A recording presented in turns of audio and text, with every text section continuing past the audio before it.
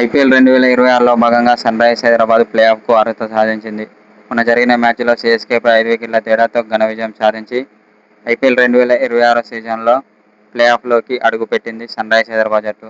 అయితే అనంతరం ఎస్ఆర్హెచ్ ఆటగాళ్లపై కీలక వ్యాఖ్యలు చేసిన టీమిండియా మాజీ ఆల్రౌండర్ యువరాజ్ సింగ్ ఇప్పుడున్న ఫామ్లో సన్రైజర్స్ హైదరాబాద్ జట్టును ఓడించడం ఏ జట్టు వల్ల కాదని అన్నాడు. ఎందుకంటే అన్ని జట్ల కంటే ఎస్ఆర్హెచ్ జట్టు చాలా బలంగా కనిపిస్తుందని అన్నాడు. అటు బ్యాటింగ్లోనూ, బౌలింగ్లోనూ, ఫీల్డింగ్లోనూ చాలా అద్భుతంగా ఉందని అన్నాడు. ముఖ్యంగా బ్యాటింగ్ అయితే చాలా అద్భుతంగా ఉందని అన్నాడు.